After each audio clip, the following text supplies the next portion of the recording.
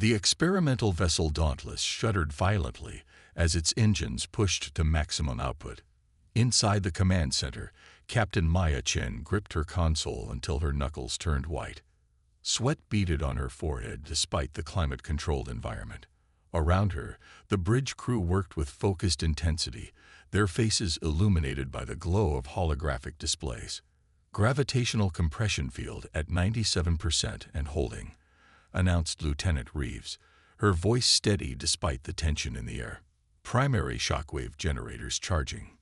Maya nodded, her eyes fixed on the main view screen showing the empty expanse of space ahead. Earth had receded to a mere blue dot behind them, just beyond the orbit of Mars, the minimum safe distance for testing humanity's first true faster-than-light drive. "Dr. Rice, status on the resonance chambers," Maya called to the thin, disheveled man hunched over a specialized console to her right. Dr. Elias Rice, the brilliant, eccentric physicist whose theories had made this moment possible, didn't look up as his fingers danced across his controls. "Synchronized and ready, Captain. Quantum fluctuation within acceptable parameters." Only then did he glance up, his eyes bright with equal parts fear and excitement. "We're actually doing this." For centuries, humanity had dreamed of breaking the light-speed barrier. Einstein's theories had suggested it was impossible. Later physicists proposed gentle workarounds, wormholes, space folding, warp bubbles, but all required exotic matter or energy equivalents beyond human production capabilities. Then Dr. Rice came along with his shockwave theory, a brute force approach that horrified traditional physicists. Instead of gently folding space or creating a bubble, the shockwave drive would literally punch a hole through space-time using precisely calibrated gravitational waves. The resulting disruption would propel a ship forward at multiples of light speed, riding the shockwave of reality itself. "Begin final countdown," Maya ordered. "All personnel secure for transition." 10, 9, 8. Lieutenant Reeves' voice echoed through the ship as crew members tightened their harnesses. Maya's mind flashed to the 6 unmanned test vessels that had preceded them. 2 had disappeared completely. 3 had returned as twisted, unrecognizable masses of metal. Only 1 had survived somewhat intact, but with its onboard systems catastrophically scrambled. 7, 6, 5. Human ingenuity versus the fundamental laws of physics. The ultimate gamble. 4, 3. Resonance chambers at peak synchronization. Dr. Rice reported, his voice tight. 2, 1. Maya closed her eyes briefly. "Initiate shockwave." The Dauntless lurched as if struck by a planetary hammer. Warning klaxons blared as the vessel's superstructure groaned under forces it was never designed to withstand. Maya's vision blurred, and for a heart-stopping moment, she felt as if her very atoms were being pulled apart. Then, suddenly, stillness. "Status report," Maya called out as soon as she could speak. We're alive," Lieutenant Reeves responded, sounding surprised by this basic fact. "All systems functional. Minor damage to outer hull plating." "Where are we?" Maya asked, squinting at the view screen that now showed unfamiliar stars. The navigation officer worked frantically at his station. "According to stellar positioning, we're approximately 11.7 light-years from our departure point." His voice cracked with disbelief. The journey took just under 7 minutes. A cheer erupted across the bridge. Maya allowed herself a small smile. They had done it. Humanity had broken the light-speed barrier using nothing but human ingenuity and Earth-based technology. Dr. Rice was laughing, tears streaming down his face.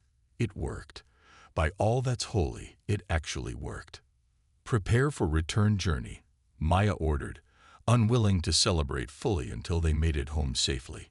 "Dr. Rice, begin shockwave generator reset sequence." Before the physicist could respond, Lieutenant Reeves called out in alarm. "Captain, we're detecting an approaching vessel. It's massive." Maya turned toward the view screen as it shifted to show something that made her breath catch. A vessel was indeed approaching, sleek, crystalline, and easily 20 times the size of the Dauntless.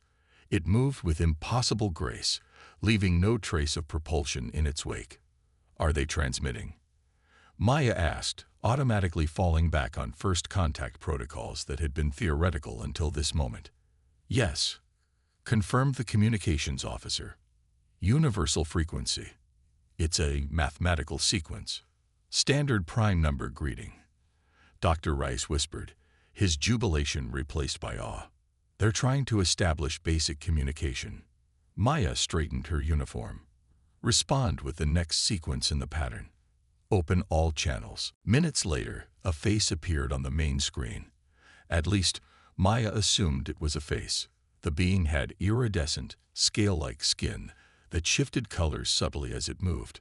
Multiple eyes arranged in a crescent pattern blinked independently at them. When it spoke, its lipless mouth barely moved, but a translation followed almost instantly. "Unknown vessel. This is Observer Tellen of the Galactic Council Oversight Committee. You have entered restricted space using unauthorized transit technology. Explain yourselves immediately."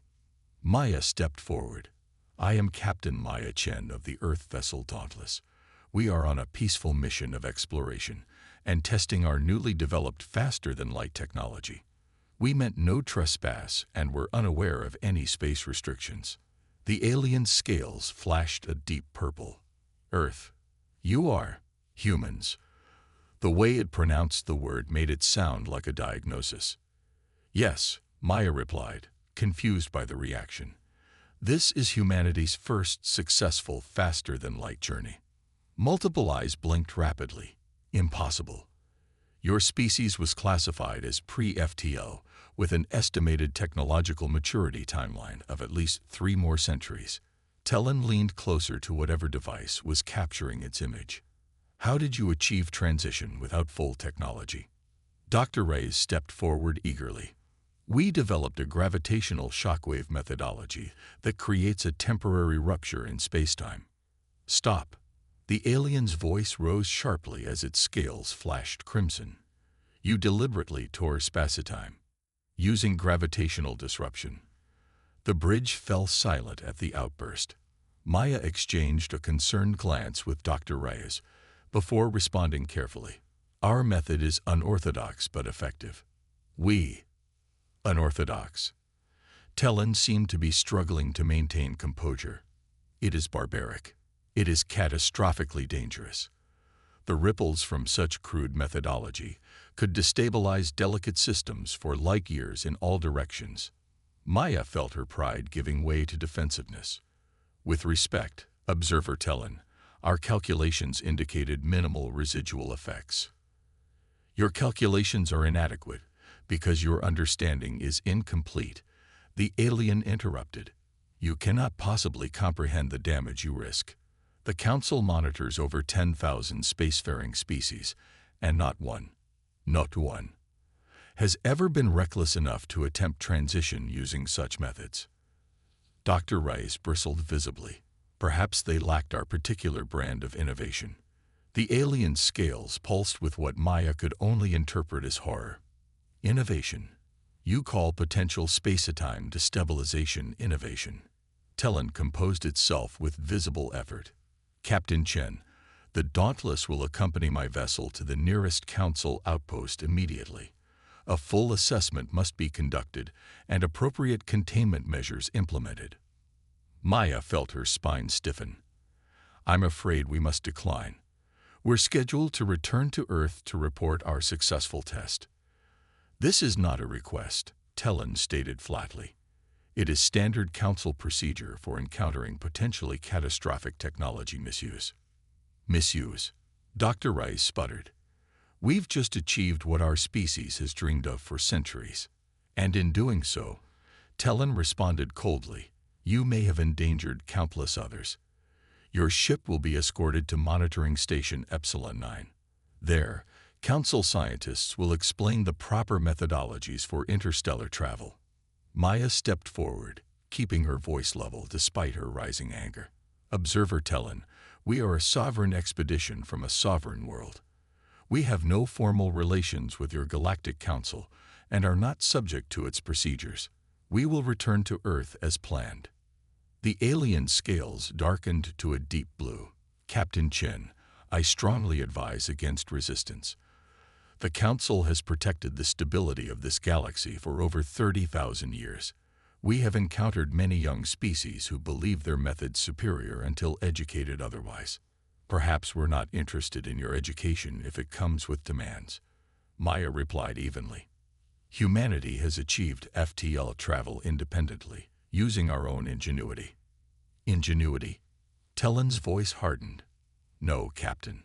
What you call ingenuity, the civilized galaxy calls recklessness. Your shockwave drive creates distortions that ripple through subspace, potentially destabilizing existing transit corridors and delicate stellar phenomena. Dr. Reyes stepped forward. "Then help us refine it instead of condemning it outright. If there are risks we haven't calculated, work with us to mitigate them." "The technology cannot be refined," Talon stated firmly. "It must be abandoned. The Council can provide proven, safe transit methodology once your species demonstrates sufficient responsibility." Maya felt her temper rising. "So we're expected to simply discard decades of research and advancement because you say so? To become dependent on your technology instead of developing our own? If you wish to join the galactic community, yes." Talon's scales settled into a steady green glow. "Every spacefaring species faces this moment, Captain Chen. The moment when they must choose between isolation with their flawed methods or integration with proven standards." A tense silence fell across the bridge. Maya exchanged glances with her crew, seeing in their eyes the same resistance she felt. Humanity had fought too hard, sacrificed too much, to surrender their achievement at the first alien wagging finger. "We will return to Earth," Maya declared firmly. "Your concerns will be relayed to our leadership. Any further discussion should happen through proper diplomatic channels, not through technological coercion." Talon's multiple eyes narrowed simultaneously. "I strongly advise against attempting another shockwave transition. The distortion it creates is detectable across vast distances. If you insist on returning to Earth using this method, you will simply alert the entire Council enforcement fleet to your planet's location." "Is that a threat?" Maya asked quietly. "It is reality," Talon responded. "The Council takes spatial integrity violations extremely seriously. Your world would face immediate quarantine until compliance is assured." Dr. Reyes had been working frantically at his console during this exchange. He caught Maya's eye and gave a subtle nod. The shockwave generators were reset and ready. Maya turned back to the screen. "Observer Talon, humanity has never responded well to ultimatums. We will consider your warnings, but we will chart our own course among the stars. Dauntless out." She signaled to cut the transmission before Talon could respond. "Initiate emergency shockwave sequence. Get us back to Earth, now." As the generators powered up, and the familiar vibration built throughout the ship, Maya gripped her console. They weren't just returning with news of faster-than-light success anymore. They were returning with warning of a galaxy far less empty and far less welcoming than humanity had ever imagined. The Dauntless vanished in a ripple of distorted space-time, leaving the Council observer vessel hovering in empty space, its sensors recording every detail of the crude but undeniably effective human technology.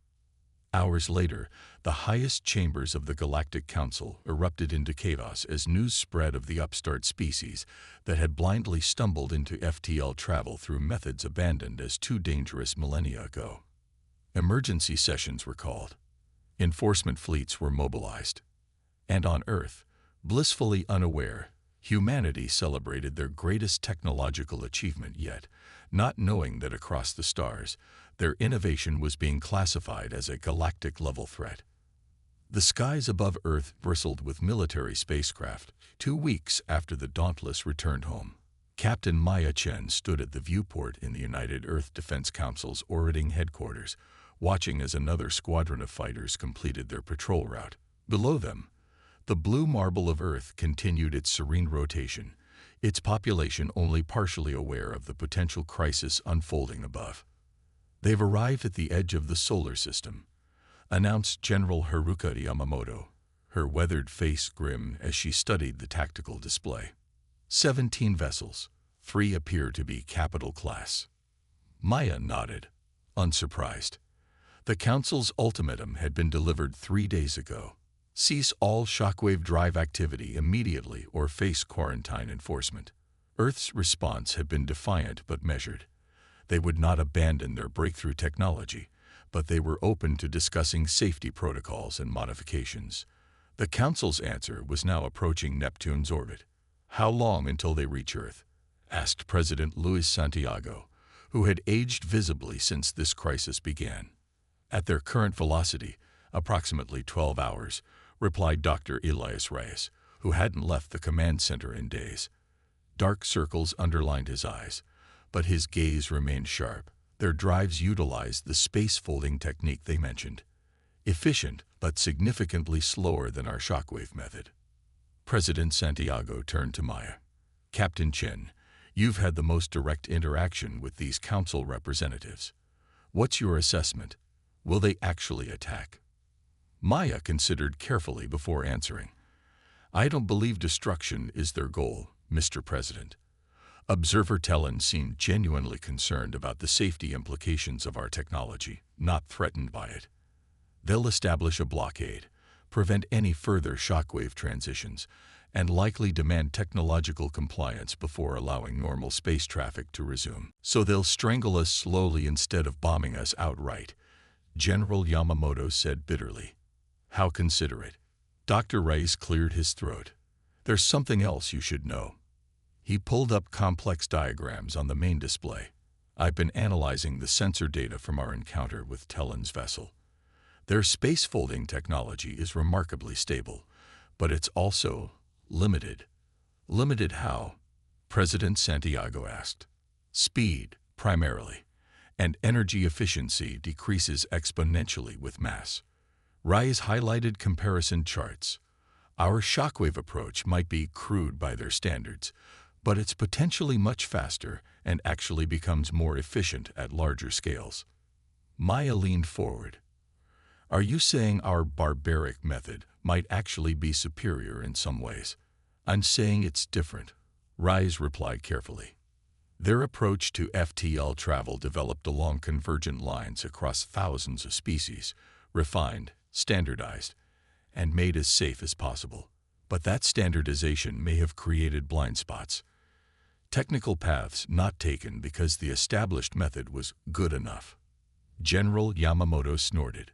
"So they've been stuck in a technological rut for thousands of years, and they're threatened by our innovation." "Not threatened," Maya corrected, remembering Tellen's genuine alarm. "Terrified.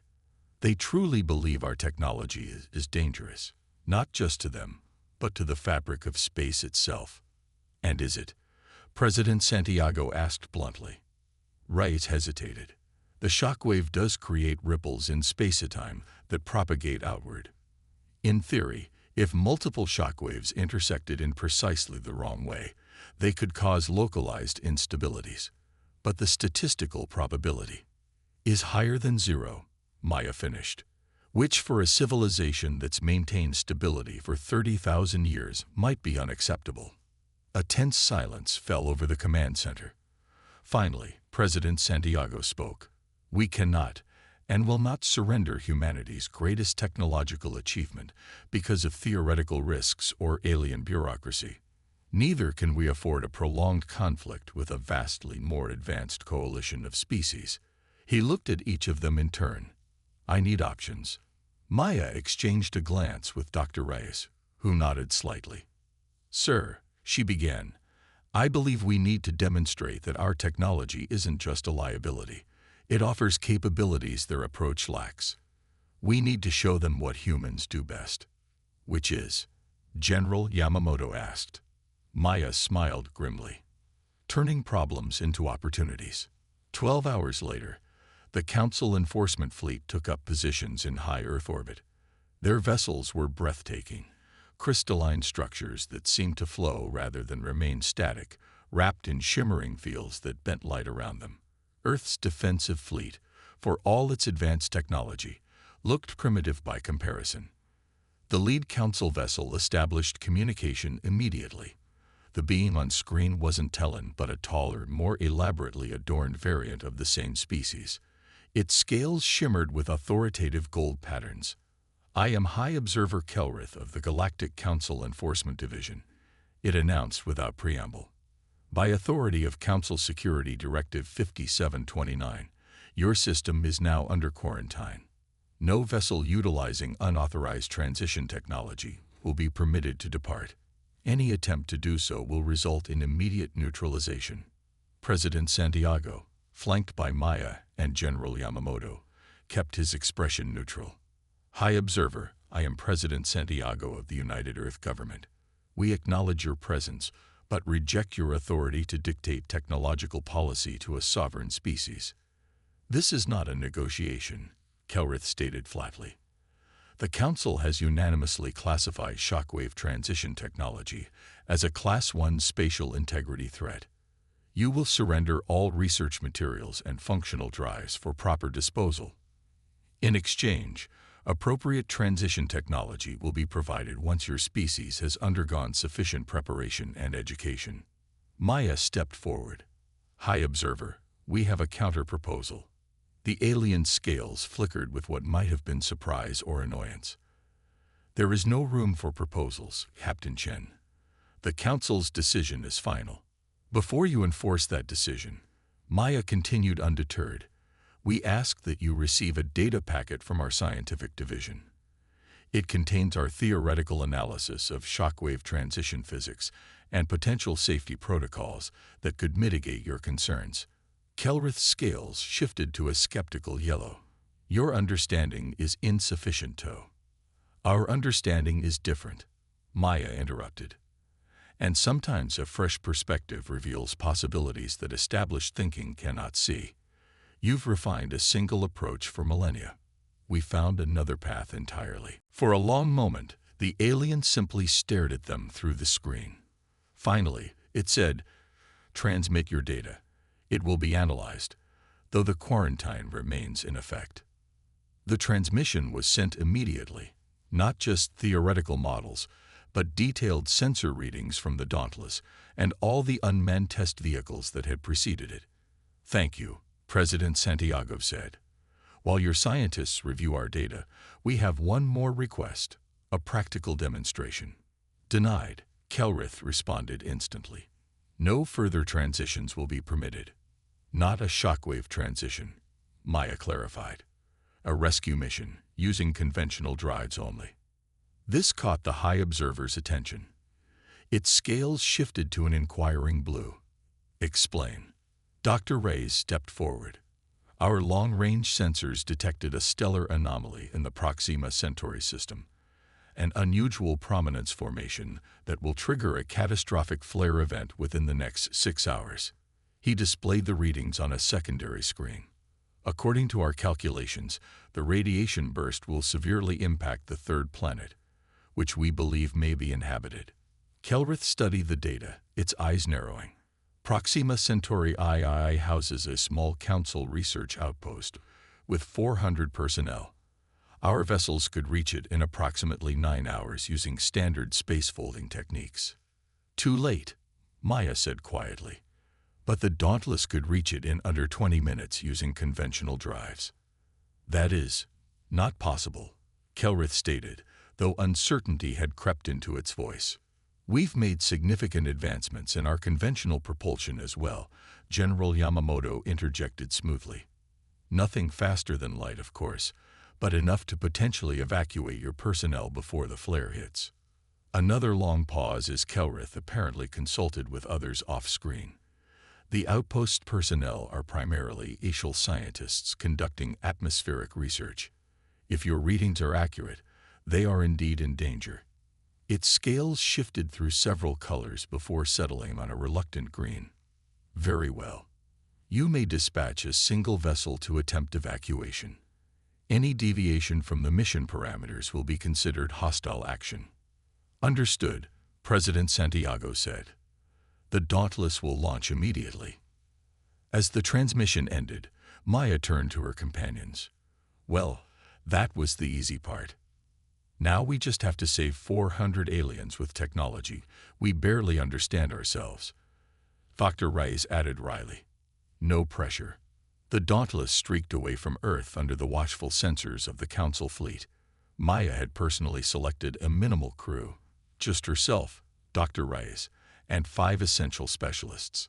If this gamble failed, she wouldn't risk more lives than necessary. We're beyond lunar orbit, Lieutenant Reeves reported. No pursuit from the Council vessels. They don't need to pursue, Maya said. They don't believe we can reach Proxima Centauri in time using conventional drives alone. Dr. Rice looked up from his console with a grim smile. Ready when you are, Captain. Maya took a deep breath. Execute Plan Phoenix. Instantly, concealed panels throughout the Dauntless retracted, revealing modified shockwave generators, smaller, more refined versions of the original design. Not one massive transition, but a series of micro-shockwaves, each barely detectable individually. Micro-shockwave sequence initiating, Dr. Rice announced. First pulse in 3, 2, 1. The ship lurched forward slightly as the first tiny ripple in space-time propelled them forward. Then another, and another. Each micro-shockwave was barely enough to register on sensors, but combined in rapid sequence, they created a cascade effect that accelerated the Dauntless to impossible velocity. The Council vessels are hailing us, reported Communications Officer Park. Ignore them, Maya ordered. Continue micro-pulse sequence. The stars outside began to blur as the Dauntless accelerated beyond anything its conventional drives could achieve. Not quite the velocity of their original transition, but far faster than the Council would believe possible without FTL capability. Approaching Proxima Centauri system, Lieutenant Reeves announced just 18 minutes later. Micro-shockwave sequence complete. Decelerating with conventional drives. Maya allowed herself a small smile of satisfaction. Status of the star. Sensors Officer Kapoor studied her readings intently. Prominence formation is accelerating. We have approximately 40 minutes before the flare erupts, less time than we calculated. And the research outpost, located on the daylight side of the third planet. Minimal shielding detected. They wouldn't survive the flare. Maya nodded grimly. Take us into orbit. Prepare full evacuation protocols. As the Dauntless entered orbit around Proxima Centauri II, they finally responded to the increasingly frantic hails from both the planet below and the Council fleet far behind them. The alien face that appeared on screen was different from Tellan or Kelrith. More delicate features, with feather-like filaments instead of scales. Its expression, however, was universally recognizable as shocked. This is Research Director Evelyn of Proxima Scientific Outpost, it said in the same translated voice pattern as the other Council representatives. How did you reach us so quickly? No time to explain. Maya responded. Our sensors indicate your outpost is in imminent danger from a stellar flare event. We're here to evacuate your personnel. The aliens' filaments rippled in obvious confusion. Evacuate. But the Council enforcement fleet is 9 hours away at best, Maya interrupted. The flare will hit in less than 40 minutes. We can get your people to safety, but you need to move now. For a moment, the alien simply stared at her. Then determination replaced confusion. Understood. We have 412 personnel in the outpost. Our emergency protocols are designed for orderly evacuation, but we've never conducted a full-scale exercise. Begin immediately, Maya ordered. We'll coordinate from orbit and send down shuttlecraft to assist. The next 30 minutes were controlled chaos as the Dauntless deployed every available resource to evacuate the research outpost. Council scientists, initially bewildered by their human rescuers, quickly recognized the urgency as their own instruments confirmed the impending stellar catastrophe. With just 7 minutes to spare, the last shuttle docked with the Dauntless. The ship's corridors were crammed with HFY scientists and their essential equipment, their feathery filaments quivering with a mixture of fear and relief. All personnel accounted for. Lieutenant Reeves confirmed. We need to clear the system before. Too late, Sensors Officer Kapoor interrupted. Flare erupting now. On the view screen, Proxima Centauri seemed to shudder before disgorging a massive tongue of superheated plasma. The prominence arced outward, then collapsed back toward the star's surface, unleashing a wave of deadly radiation directly toward the third planet. Maximum shields, Maya ordered. Brace for impact. The radiation wave struck moments later. The Dauntless shuddered violently as its shields strained against forces they were never designed to withstand. Warning klaxons blared as systems overloaded across the ship. Shields failing. Lieutenant Reeves shouted over the noise. Hull integrity compromised on decks 3 through 7. Maya gripped her command chair. Reroute emergency power. We need to hold together long enough to... Captain, Dr. Reyes called urgently. The HFY. They're doing something. On the lower decks, the HFY scientists had formed circles, joining their many-fingered hands. From each group emanated a soft luminescence that spread throughout the ship, enveloping the failing human technology in gentle light. Where the light touched, systems stabilized. Overload ceased. The shield matrix, rather than collapsing, actually strengthened. What are they doing? Maya whispered in awe. If I had to guess, Dr. Reyes replied, equally stunned, I'd say they're using some form of directed bioenergy to reinforce our technology. It's incredible. The radiation wave passed, leaving the Dauntless damaged but intact, and 412 HFY alive who would otherwise have perished. Research Director Evelyn entered the bridge, its filaments now glowing with the same soft light that had protected the ship. Captain Chen, my people, and I owe you our lives. Had the Council fleet been dispatched at the first sign of the anomaly, they might have reached us in time, but they dismissed your warnings as a distraction. Maya inclined her head respectfully. We did what any spacefaring civilization would do.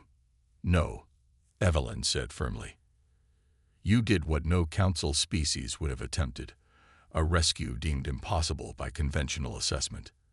And you did it using methodology the Council condemned. The alien stepped closer. How did you reach us so quickly? Your vessel cannot possibly have traversed 4 light-years in 18 minutes using standard propulsion. Maya exchanged glances with Dr. Reyes before answering truthfully. We used a modified version of our shockwave technology, micropulses instead of a single transition. Less efficient for long jumps but nearly undetectable and with minimal space-time disruption. Rather than recoiling in horror as Tellen had, Evelyn's filaments rippled with what appeared to be deep interest. Fascinating. You adapted your approach based on Council concerns rather than abandoning it entirely. The aliens seemed to come to a decision. Captain Chen, with your permission, I would like to establish direct communication with High Observer Kelrith. As the ranking Council representative currently present, I believe I should update the official assessment of human technological aptitude. 3 days later, the Dauntless approached Earth once more, its hull still bearing scars from the Proxima Centauri flare, but flying proudly at the head of a most unusual formation. Behind it came not just the Council enforcement fleet, but additional vessels that had arrived from nearby systems, drawn by news of the unprecedented rescue and the unorthodox methods that had made it possible. In the United Earth Defense Council's chamber, Maya stood at attention as High Observer Kelrith addressed the assembled human leadership. The alien scales now displayed complex patterns that shifted between thoughtful blue and respectful gold. The Council has reviewed both the theoretical data provided by your scientists and the practical demonstration of your modified transition technology, Kelrith stated formally. While concerns remain regarding large-scale shockwave transitions, we acknowledge that your micropulse methodology represents a potentially valuable alternative approach with applications our own technology cannot match. President Santiago nodded gravely. And the quarantine? Lifted, Kelrith confirmed, under specific conditions, No large-scale transitions will be permitted near inhabited systems or established transit corridors. However, your vessels may utilize the micro-pulse method for emergency response scenarios where conventional Council technology would prove insufficient. Dr. Reyes stepped forward. And collaborative research. For the first time, the High Observer's scales displayed a pattern that might have been amusement. The research division has expressed considerable interest in exchanging technical data. Director Evelyn has personally requested assignment as chief liaison. General Yamamoto couldn't quite hide her satisfaction. So we're no longer considered a dangerous aberration to be contained. On the contrary, Kelrith replied. You remain perhaps the most unconventional species the Council has encountered in several millennia. Your approach to obstacles is direct, to put it diplomatically. We call it innovation, Maya said simply. Indeed. The High Observer's scales settled into a pattern of formal recognition. The Council has existed for 30,000 years by establishing and maintaining standards that ensure galactic stability. But stability without progress risks stagnation. Perhaps it is time for fresh perspectives. President Santiago smiled. We would be honored to join the galactic community, High Observer, not just to learn, but to contribute in our own way. That, Kelrith said, with what sounded remarkably like respect, is precisely what we are counting on. As the formal proceedings concluded and plans were made for Earth's first official delegation to the Galactic Council, Maya found herself standing beside Dr. Reyes at the same viewport where this crisis had begun. We didn't just earn our place among the stars, Reyes said quietly. We changed how they see us, and maybe how they see themselves. Maya nodded, watching as human and Council vessels maneuvered in joint formation above Earth. That's what humans do best. We don't just adapt to new environments. We transform them. We find possibility where others see only protocols. Beyond the viewport, the stars no longer seemed distant or unreachable.